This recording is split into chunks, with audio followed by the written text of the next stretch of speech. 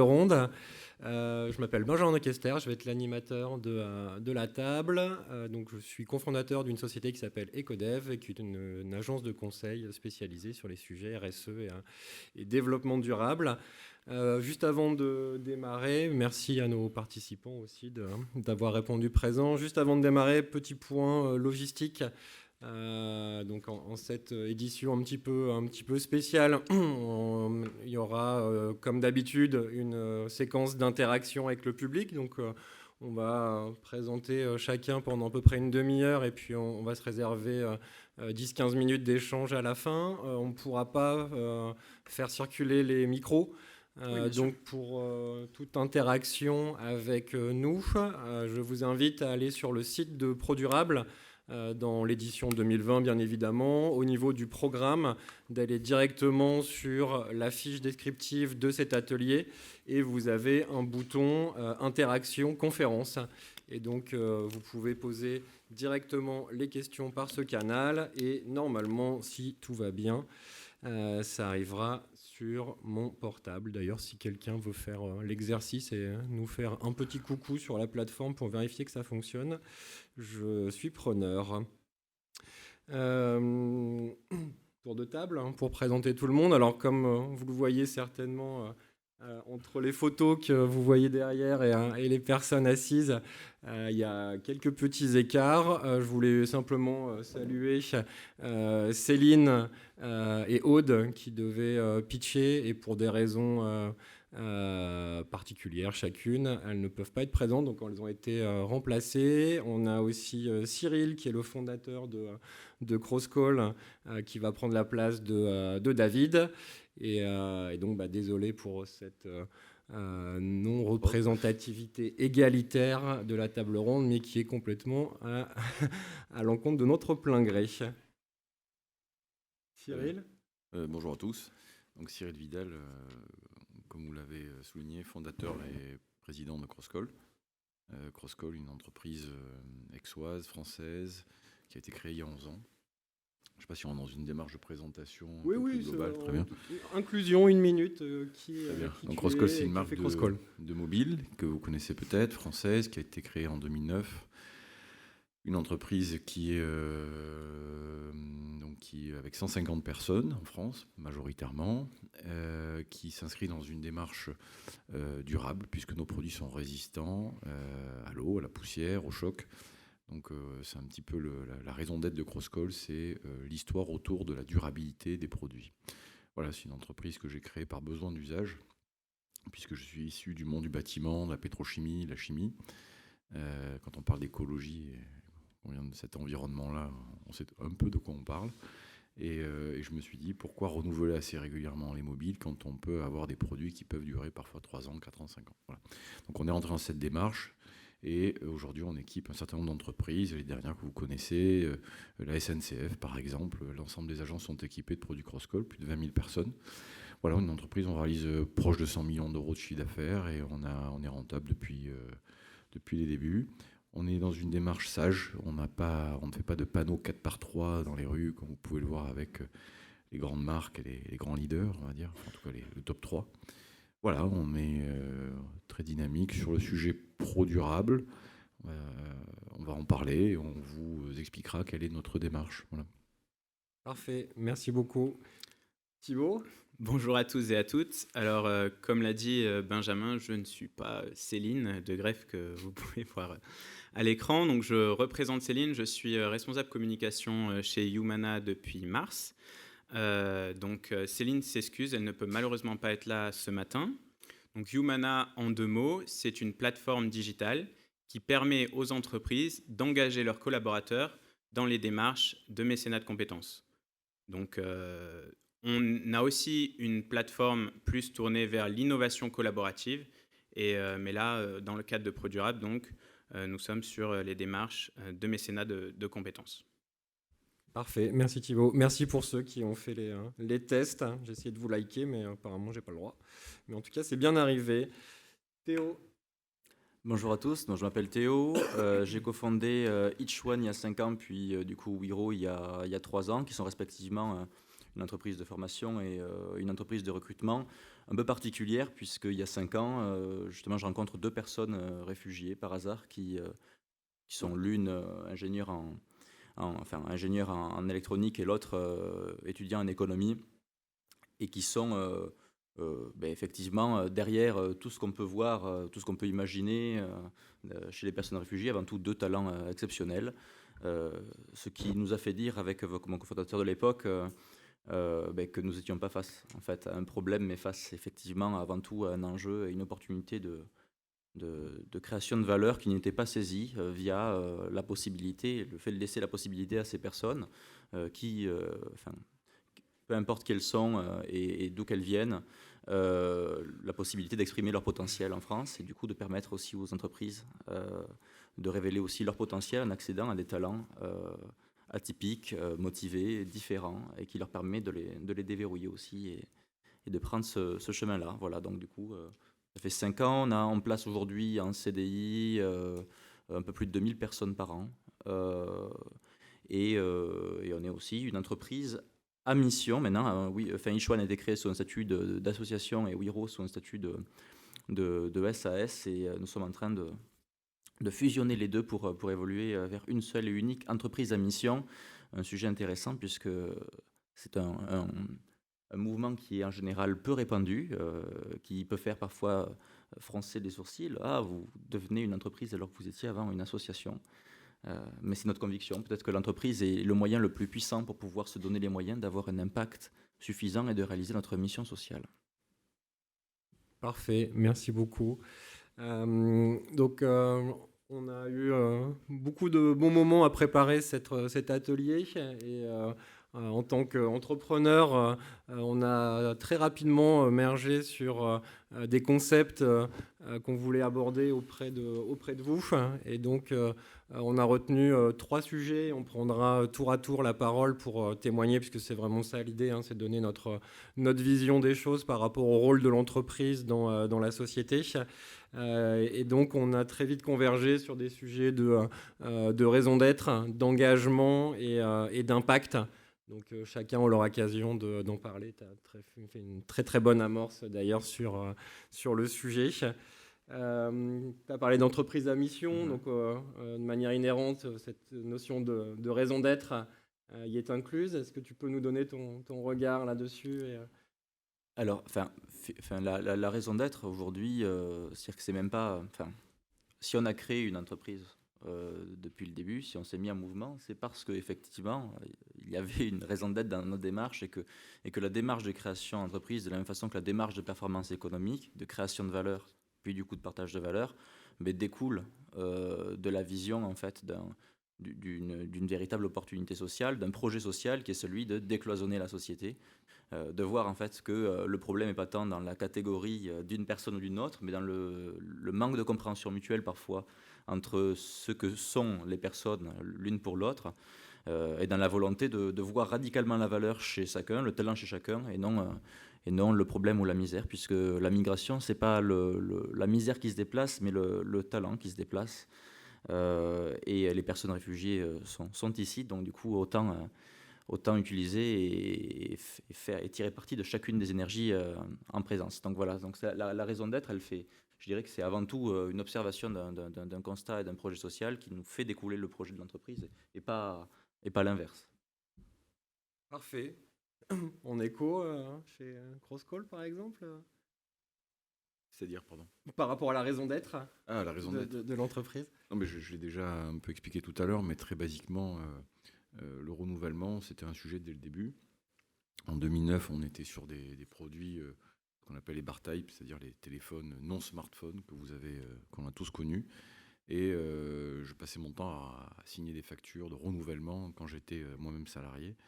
Je me suis dit, il y a vraiment un sujet autour de la durabilité, mais au-delà de ça, c'est aussi l'opérationnalité, c'est-à-dire quelqu'un qui n'a pas un outil pour travailler toute la journée et qui ne peut pas communiquer. C'est une personne qui, à notre époque, n'est pas une personne opérationnelle. On a tous besoin de notre téléphone. Voilà, on se lève le matin, on regarde où il est, s'il est bien chargé, et puis on part avec, et puis on regarde si la batterie tient bien, et puis on va chercher à ce que, quelque part, on va tout de suite regarder nos emails ou pas. Enfin, en tout cas, ça va être notre outil dès le matin. Et donc, on devient un petit peu... on est pollué par ce produit-là qui vient quelque part prendre place dans notre quotidien, bien plus qu'avant. Donc, là où je veux en venir, c'est que le produit vit notre quotidien et il doit durer. Voilà. Et donc, naturellement, il faut lui donner tous les moyens de passer toutes les époques, tous les climats, toutes nos activités sportives, professionnelles, parfois même entre les mains des enfants. Donc voilà, naturellement, on s'est intégré sur ce marché hyper concurrentiel en étant vraiment à contre-courant. Vous le savez, chaque année, tout le monde se bat pour l'iPhone 12, 13, je ne sais plus combien on en est. Nous, on sort une gamme par rapport à des besoins professionnels, personnels. Quand je dis personnel, c'est pour le grand public. Et on tente de combattre cette excusez-moi, vétusté un peu programmée, cette obsolescence. Et ça, c'est pas simple parce que quand vous avez un smartphone, on vous parle tout le temps de mise à jour. Mais si vous réalisez la mise à jour, il faut aussi que le produit supporte cette mise à jour. Donc, c'est très complexe et à la fois c'est très simple. C'est-à-dire qu'en fait, si les personnes qui achètent des Crosscall ont en eux une volonté d'être responsables, elles ne vont pas forcément avoir... quoique on est toujours dans la course à la dernière génération, mais on ne va pas y rentrer pareil que les autres. Donc les personnes qui achètent des produits Crosscall sont des personnes qui doivent aussi penser qu'une mise à jour, ce n'est pas forcément éco-responsable. Voilà. Et donc on est dans ce schéma où on va travailler avec de grandes entreprises, Qualcomm ça vous parle peut-être, qui elles-mêmes s'inscrivent dans des démarches où les chipsets vont durer, les chipsets c'est-à-dire le processeur, etc., va durer bien plus de 2 ans, 3 ans, ou 4 ans, voire même 5 ans des fois, ou 6 ans. Donc il y a une prise de conscience. Après, c'est sûr qu'on n'est pas dans le... On est dans le bon mood, je dirais, dans le bon mouvement, et à la fois... on est à contre-courant. Voilà. On veut toujours le dernier produit. Voilà. Donc c'est pas simple de prendre place sur un marché où vous avez des mastodontes qui ont des milliards, je dis bien des milliards pour pouvoir communiquer, et à la fois être à contre-courant, quoi. C'est-à-dire que d'un point de vue communication, on n'est déjà pas bien, parce qu'eux, ils ont des moyens démesurés et ils n'ont pas peur d'investir des milliards, voire même des fois faire du dumping, j'en passe. Et à la fois avoir une logique éco-responsable. Voilà.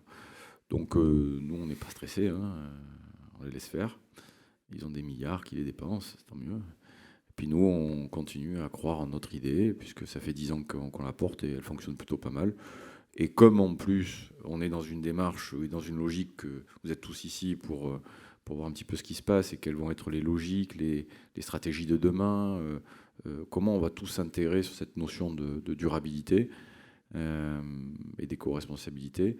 Nous, on se dit, on va raconter l'histoire, on va encore avoir un coup d'avance peut-être, parce qu'un produit qui dure, c'est un produit aussi qui garantit plus longtemps, et on est la seule marque à garantir nos produits 3 ans, et c'est qu'un début. Tandis que le marché, et encore c'est légal, hein, pousse les acteurs à garantir 2 ans, et déjà ça ne leur plaît pas. Nous, on dit 3 ans, parce qu'on considère que le produit, à minima, doit rester 3 ans entre les mains du consommateur. Voilà.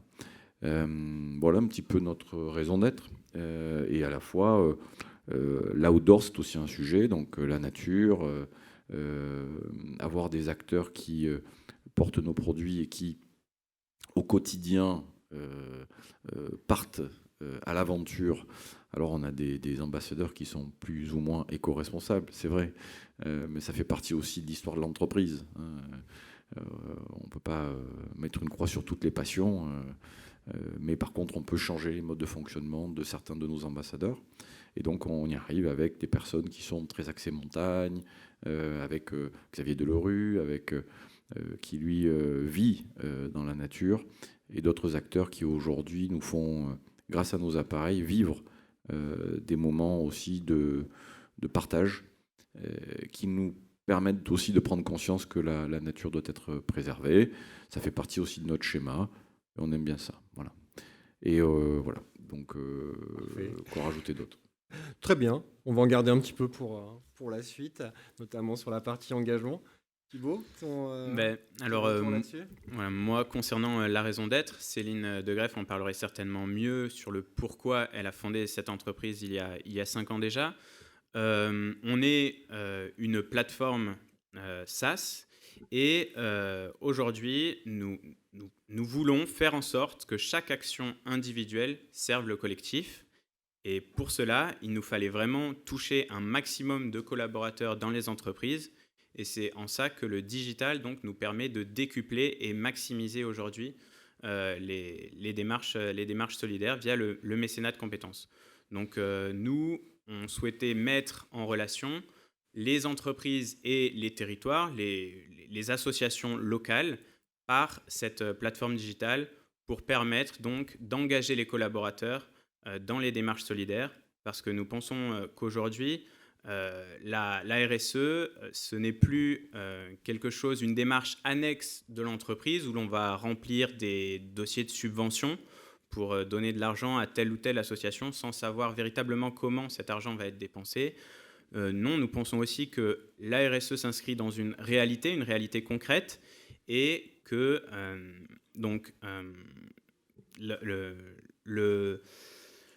le mécénat de compétences permet donc d'engager ses collaborateurs et une entreprise engagée aujourd'hui est une entreprise qui permet à ses collaborateurs véritablement de l'être. Voilà la raison d'être de Humana. Super, merci. Pour vous témoigner de notre retour là-dessus chez Ecodev, nous, ça vient aussi je pense, d'une raison d'être très personnelle. Alors, ma mère me dit que quand j'étais tout petit, je disais déjà que j'aurais une entreprise plus tard. Je m'en souviens pas forcément, mais je la crois sur parole. Et puis avant de créer Ecodev, avec mes associés, on travaillait dans le conseil performance assez classique et système d'information. Et on a eu la chance d'apprendre plein de choses très jeune, d'avoir des belles responsabilités, une belle situation. Et bien après petite dizaine d'années, on s'est rendu compte qu'il nous manquait quelque chose en fait. Quelque chose de très simple, hein, d'agir au quotidien sur des valeurs communes que l'on avait, hein, qui étaient très simples, liées à l'environnement, au partage, etc. Et c'est vraiment l'une des composantes majeures qui a fait qu'on a souhaité créer Ecodev. Et Ecodev comme société à impact, on n'a pas le statut de société à mission, mais je reviendrai dessus par la suite. Et donc nous, notre raison d'être, c'est de réveiller les organisations pour stimuler l'engagement et provoquer le changement.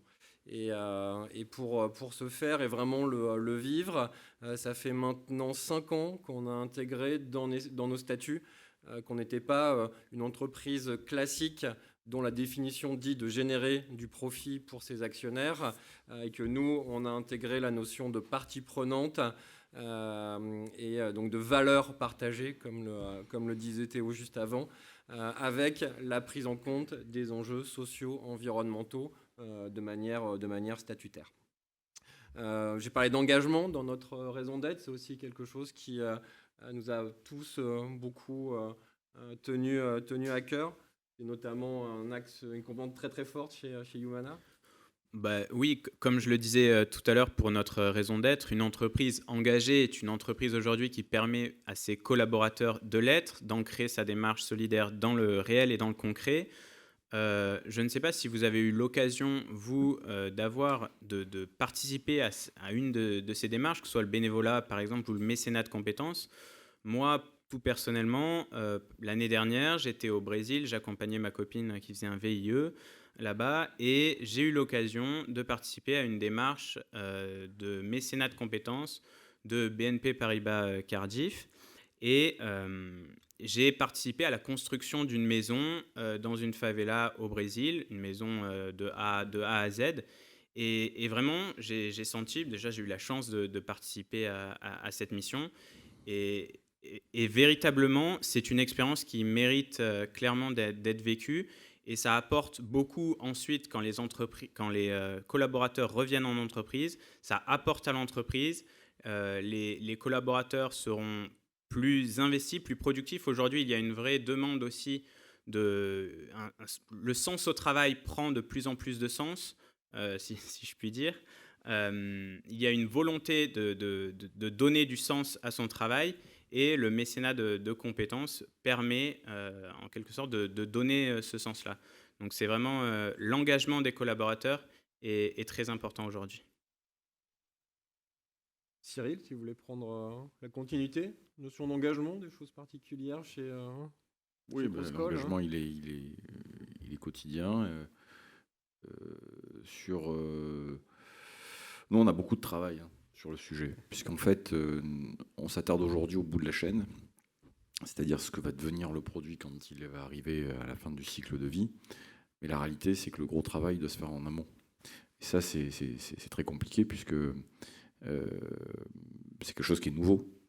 Quand je dis nouveau, c'est-à-dire que dans l'univers de la téléphonie mobile électronique, il y a peu de marques qui commencent à penser dès le départ à un produit éco-responsable. Donc nous, aujourd'hui, traiter le bout de la chaîne, ça c'est un schéma que l'on maîtrise et que l'on va encore plus maîtriser. On a un service vraiment dédié à RSE, avec un pilotage précis, etc., etc. Donc aller au bout de la chaîne, récupérer nos produits, comme je dis souvent, ce qu'on veut, c'est certes vendre des produits, on est une entreprise, mais surtout on veut les récupérer.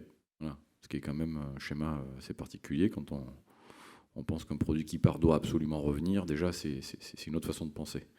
Donc nous on veut le récupérer parce qu'on veut maîtriser la chaîne derrière. On ne veut pas maîtriser la chaîne pour dire on prend un produit, on le met dans une société de recyclage. Ce serait un raccourci.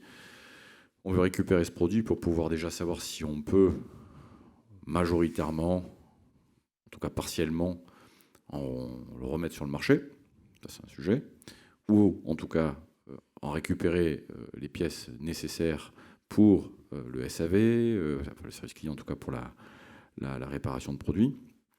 Mais ça, jusque-là, on n'invente rien. Ce qui est très important, c'est de maîtriser la chaîne derrière, c'est-à-dire la traçabilité. Qu'est-ce que va devenir le produit ou l'écran que l'on va jeter? Qu'est-ce qu'on va en faire? Il va revenir sur le marché, mais dans un autre produit. Est-ce que les composants qu'on récupère, comment ils vont être retraités? C'est la traçabilité. Ce qui nous intéresse à nous, c'est de savoir que le produit, même découpé en 50 morceaux, on va le retrouver dans un autre produit. Alors que ce soit le nôtre ou celui d'une autre marque ou dans un autre produit, peu importe le produit même. Je crois que la maîtrise, elle doit être là. Et ça, aujourd'hui, dans l'univers de la téléphonie mobile, ça n'existe pas. C'est vrai qu'on entend beaucoup parler de le recyclage, d'éco-responsabilité, mais récupérer un produit pour le mettre sur le marché, c'est super responsable, oui. Mais après, donc ce produit, il va sur le marché, il va être réparé, et on en fait quoi? Bon. Et puis, quand il est réparé ou il n'est pas réparé, on en fait quoi? Ça, c'est responsable. Donc ça, c'est une première démarche. On est les seuls et on dessine cette copie seul, puisqu'il n'y a pas de schéma dans ce métier. Moi qui étais dans l'univers de la chimie-pétrochimie, vous aviez des devoirs de récupération de produits liquides, et il fallait absolument tracer l'ensemble des fluides, savoir ce qu'ils allaient devenir. Dans l'univers de la téléphonie mobile, ça n'existe pas, ou de l'électronique en général. Donc ça, c'est le premier point, c'est on maîtrise. Deuxième point, c'est en amont, la conception. Injecter un plastique, c'est bien. Injecter, en tout cas réaliser un produit ou une coque sur un produit qui soit à base de produits dont on connaît réellement la provenance et ses caractéristiques et son niveau d'éco-responsabilité, ça, c'est un schéma dans lequel on va s'inscrire. Et en plus de ça, quand on veut maîtriser sa chaîne, il faut mieux l'avoir à côté. Et nous, on pense aussi à réindustrialiser, en tout cas d'être dynamique sur l'industrialisation de la France d'un point de vue électronique. On est une marque, on sait concevoir les produits, on sait en tout cas les penser du point A au point Z, mais les assembler, choisir ses composants, etc., ça fait partie de nos valeurs ajoutées. Mais aujourd'hui, comme vous l'imaginez, c'est pas fait ici. Donc ça, c'est un schéma qui va arriver dans les prochaines semaines. On travaille fortement sur le sujet. Voilà, donc je ne sais plus quelle était la question, mais ce qui est sûr, c'est que je parle beaucoup. Voilà.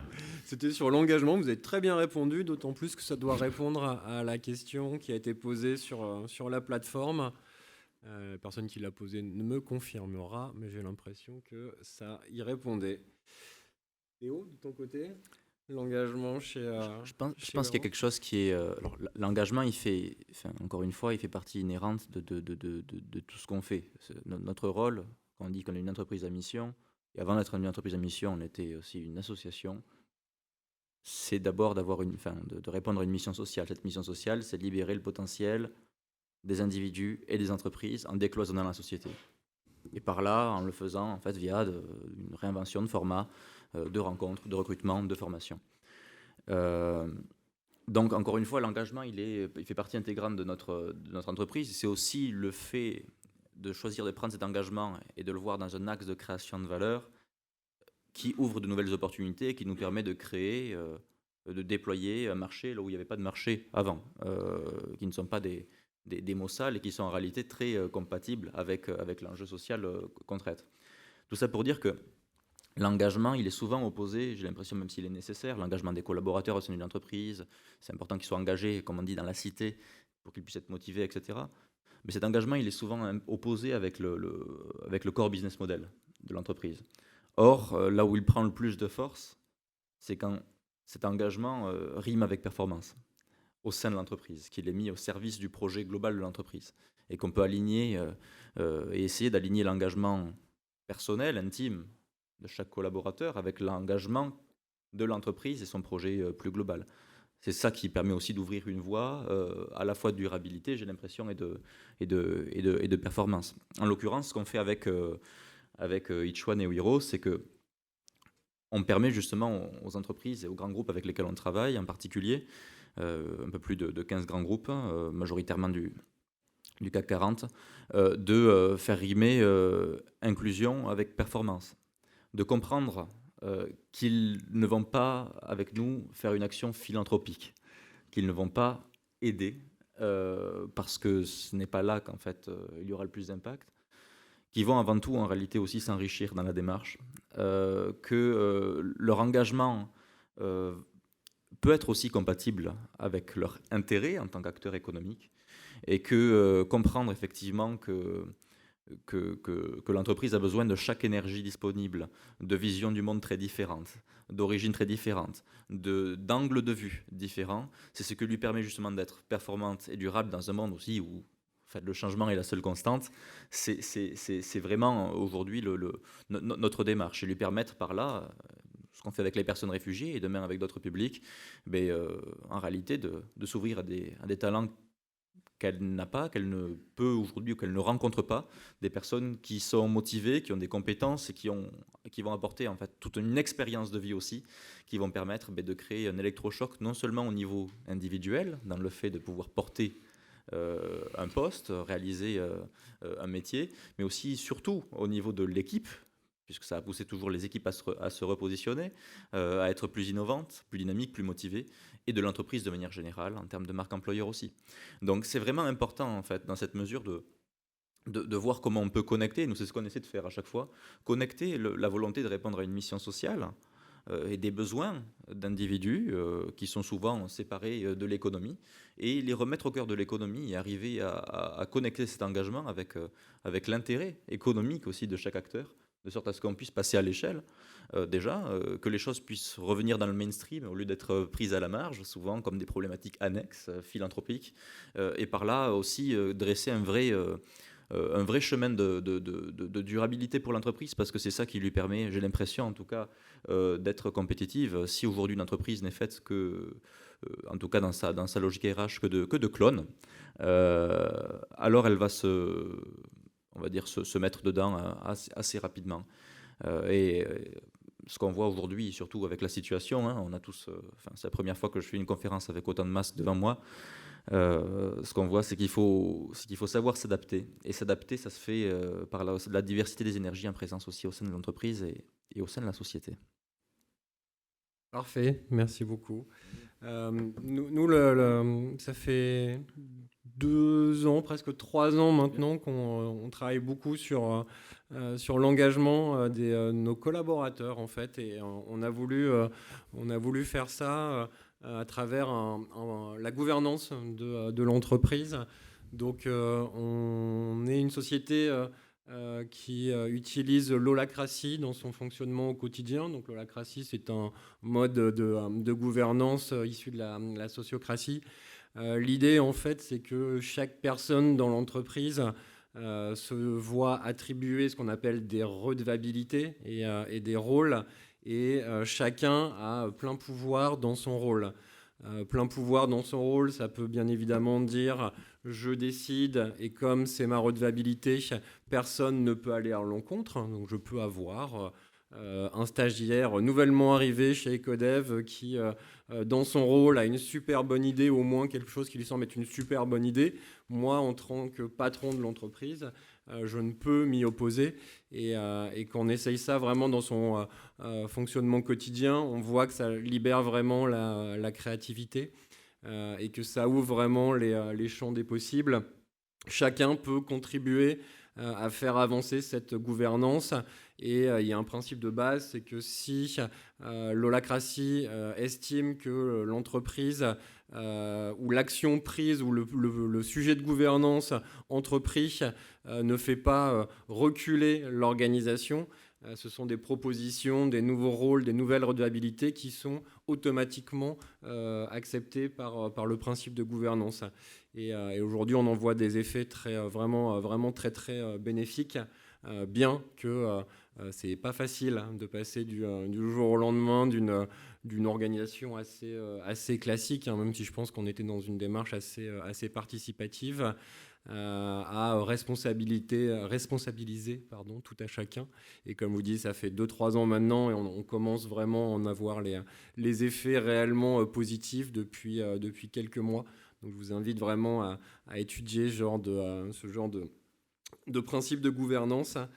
On a voulu aussi s'engager à travers la formalisation de ces engagements. Donc on est depuis 2015 un Bicorp, donc on fait partie des 20 sociétés premières Bicorp en France, qui est un label qui est issu des États-Unis, donc il y a beaucoup plus de labellisés outre-Atlantique, et ça nous a vraiment aidé à donner ce cap. La devise de Bicorp, c'est être meilleur pour le monde et ne pas être le meilleur au monde, ce qui rejoint ce que tu disais, Théo, sur la maximisation du profit versus la durabilité. Et c'est aussi un label qui nous a beaucoup aidé pour le prochain sujet qu'on va aborder, le dernier sujet qu'on va aborder tous ensemble, c'est la notion d'impact. Alors quand on dit Ecodev, c'est une société de conseil sur des sujets RSE, on pourrait facilement faire le raccourci que c'est dans notre ADN, donc l'impact est là.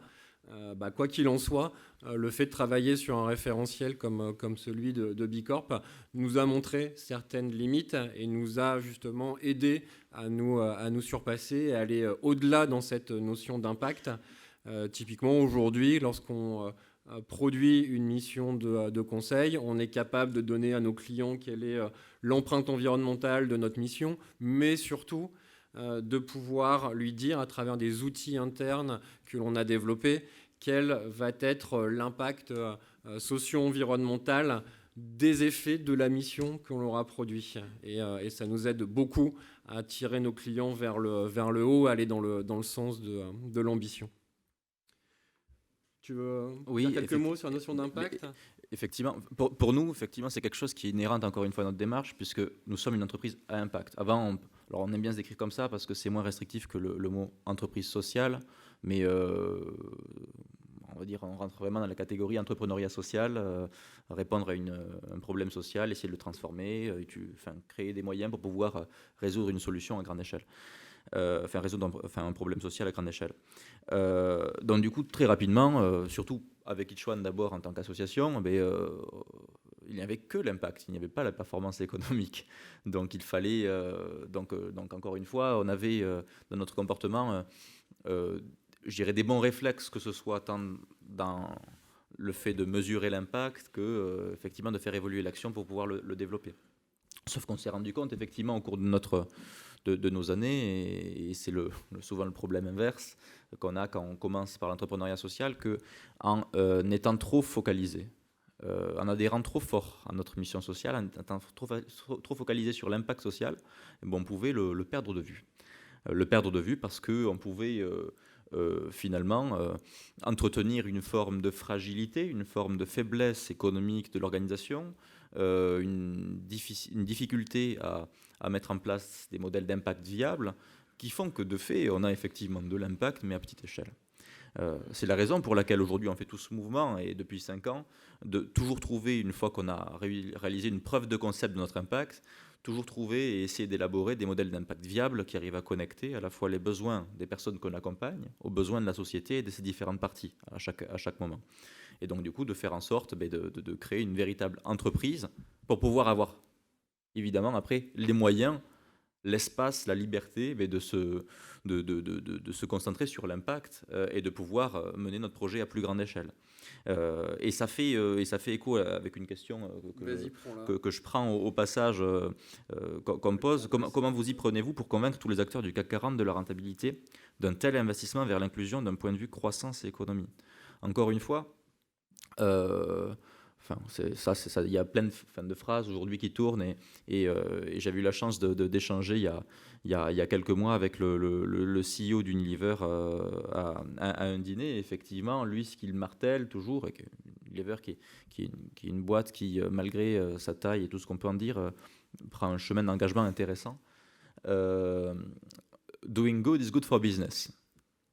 Donc l'impact, encore une fois, c'est aussi une démarche qui permet de considérer des consommateurs qui n'étaient pas considérés avant, de prendre les problématiques économiques dans un angle qu'ils n'étaient pas, et donc du coup de trouver des avantages compétitifs, ces avantages compétitifs qui permettent aussi à l'entreprise de trouver de nouveaux ressorts de croissance et donc du coup de se développer.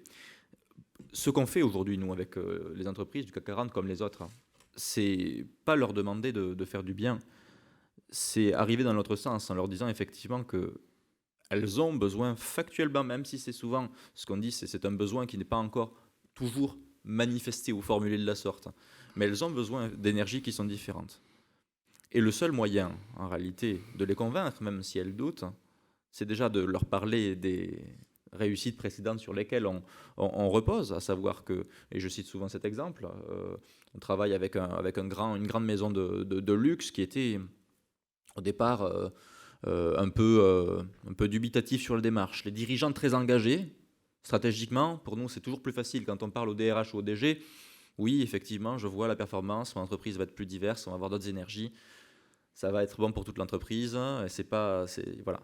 Donc les dirigeants sont persuadés souvent, quand on échange avec eux, de cette chose-là.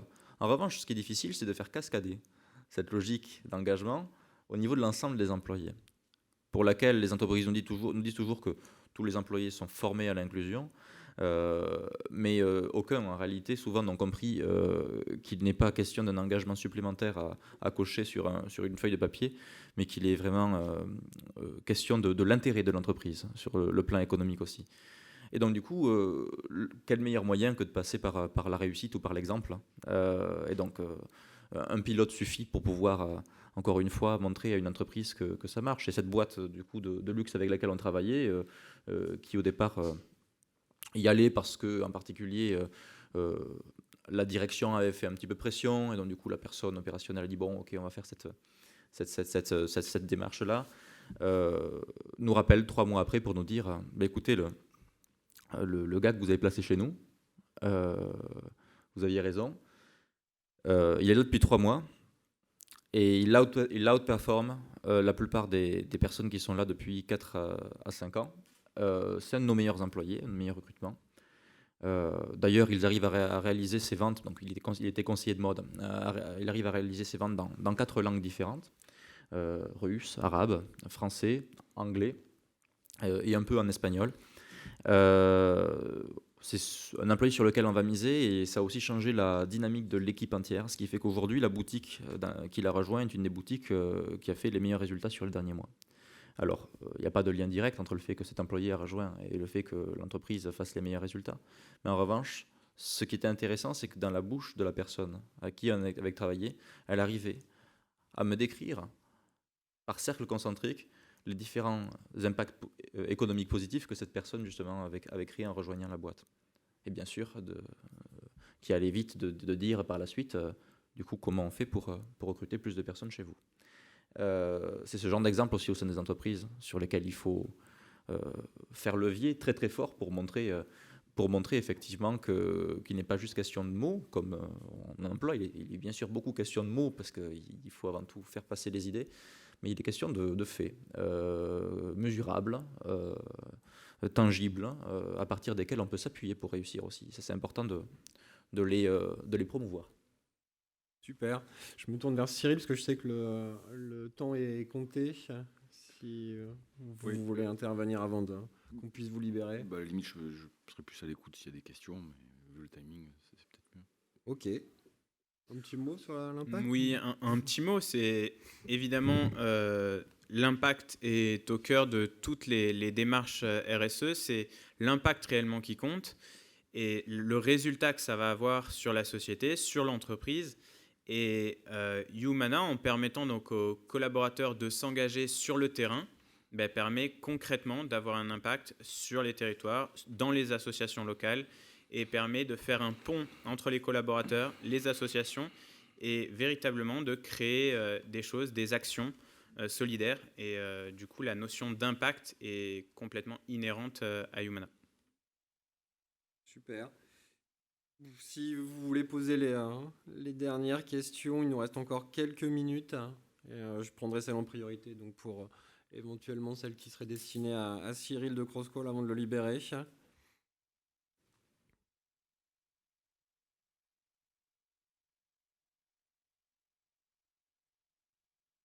Ça rédige, pas forcément. Je ne sais pas si les gens qui pianotent sur leur téléphone sont pour nous ou pour les autres. C'est une question qui arrivait ? Non, c'est assez troublant, effectivement, de voir s'il y a quelque chose qui s'affiche sur l'écran ou pas.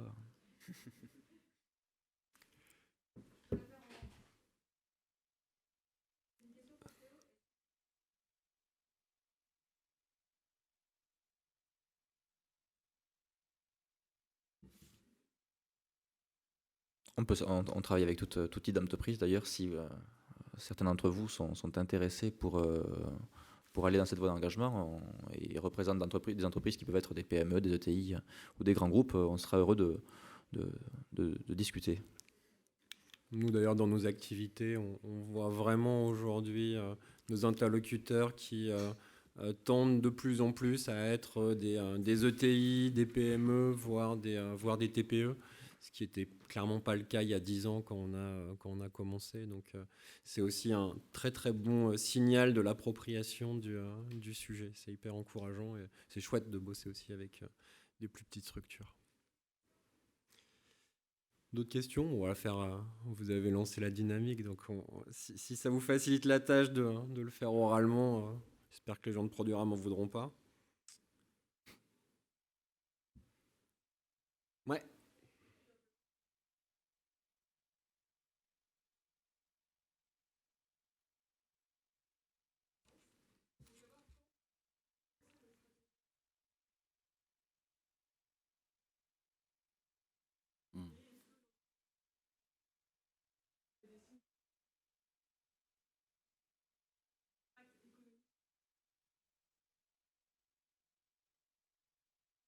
Il y a deux questions, mais j'ai déjà répondu, donc...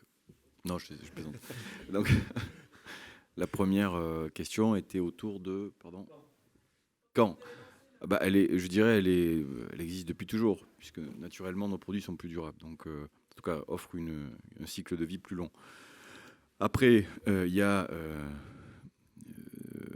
les résultats. Donc, les résultats, on peut les mesurer... par un certain nombre d'éléments, mais on va dire que quand on a au bout de 3 ans ou 4 ans des retours clients qui nous disent voilà, j'ai mon produit, alors j'ai la batterie, elle tient moins qu'avant, bon, ça veut dire que le produit a été acheté il y a 3-4 ans, donc naturellement on sait que quelque part on a un impact positif et que notre démarche est entendue. Ça c'est le premier point. Après il y a deux approches. Il y a l'histoire qu'on raconte depuis le début, et on veut maintenir ce cap de produits résistants à l'eau, enfin à tout produit liquide et aussi au choc, en tout cas résistant dans le temps. Et puis après, il y a comment on mesure tout ça. Voilà, ça c'est l'étape qui suit. Donc la partie RSE, c'est un mouvement qui existe depuis bien longtemps, mais qui aujourd'hui doit se concrétiser par un certain nombre d'éléments, et notamment des tableaux de bord qui doivent nous permettre de nous guider, de nous diriger, et voir si l'ensemble de nos démarches vont dans le bon sens, et si les résultats en tout cas les objectifs que l'on se fixe, vont être respectés. On est effectivement dans une démarche assez récente. Quand je dis assez récente, c'est que la pure démarche, comme on l'appelle aujourd'hui, de référencement, de mesure de l'impact carbone, etc., on est tous concernés, mais on n'est pas tous rentrés dedans au même moment, et on n'y est pas depuis 10 ans. Donc on rentre dans cette démarche-là, on investit énormément dans l'humain, un petit peu comme Théo, et l'humain doit nous permettre aujourd'hui, par les différentes expériences des personnes qui viennent des grands groupes, d'ailleurs Magali vient de nous rejoindre, elle est ici, elle va être en charge du pôle, pour la direction du pôle RSE dans le groupe, et l'objectif il est vaste, varié. Donc quoi dire si ce n'est que ce qui est très intéressant pour nous, c'est qu'il y a une vraie prise de conscience globale, et que l'histoire que l'on racontait il y a 5, 6, 7 ans, 8 ans, elle est beaucoup plus entendue, elle est beaucoup plus en phase avec l'actualité que ce qu'elle ne pouvait l'être auparavant. Donc nous, on est content quelque part que tout le monde soit dans cette dynamique. Ça nous permet de trouver une autre dynamique aussi, et d'être entendu par de grandes institutions qui, aujourd'hui, dans le cadre des appels d'offres, mettent en avant le fait qu'une part importante de leurs décisions doit passer par la politique RSE de l'entreprise. Non pas simplement par certaines normes ou certifications, mais par toute la démarche intelligente qui est menée. Voilà. Et nous, on travaille beaucoup là-dessus depuis très longtemps, mais là, on va le concrétiser. Je ne sais pas si j'ai répondu totalement. Ça tombe très bien, puisqu'on a déjà dépassé l'horaire, et on nous fait signe de clore. Merci pour votre participation, et un très bon salon à tous. Merci.